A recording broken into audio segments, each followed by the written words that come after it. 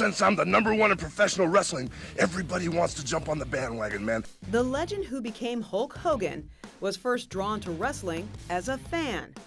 A young musician named Terry Bollea, whose height and enthusiasm got noticed by the wrestlers he met. And they said, man, if you could gain some weight and get a little bit of shape, you got a little charisma there, you might be able to fit in with us.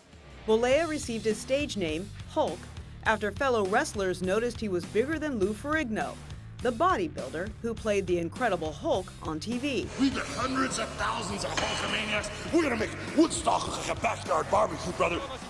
Hogan was not a graceful wrestler, but he was skilled in getting the audience on his side.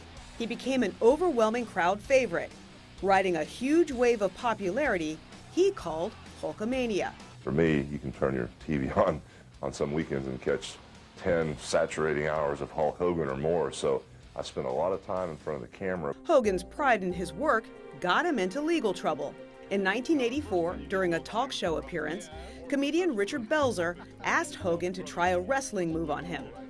Hogan put Belzer in a real sleeper hold, causing him to pass out and collapse onto the hard studio floor.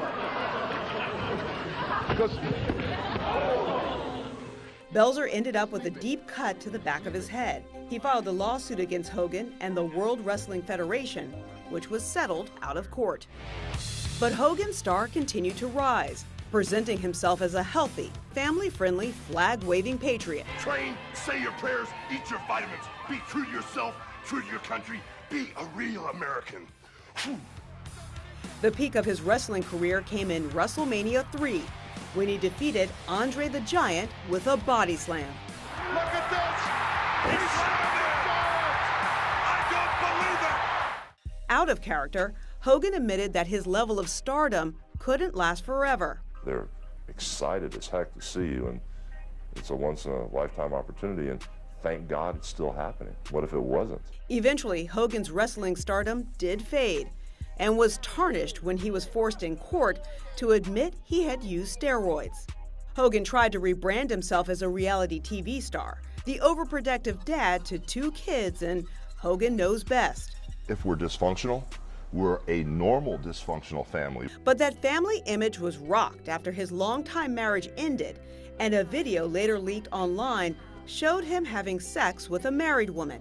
Hogan sued the website Gawker for invasion of privacy.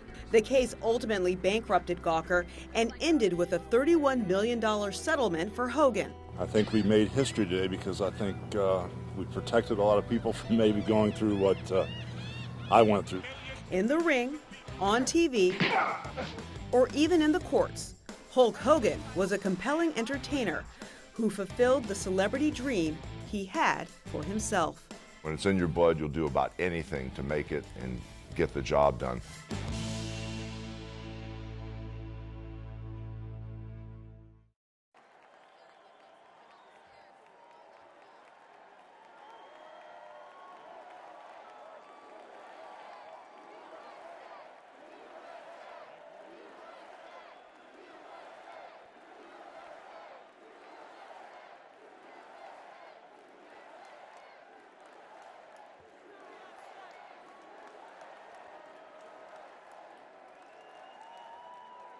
Well, let me tell you something, brother.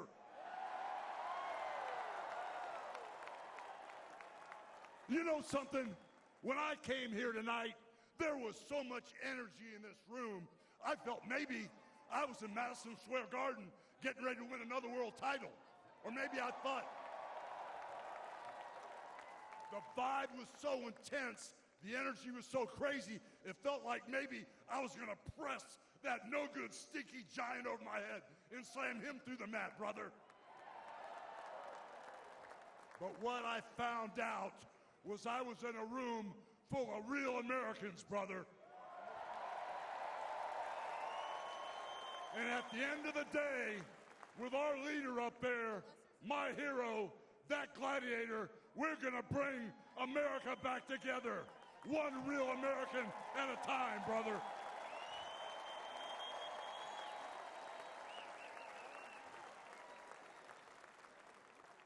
You know something?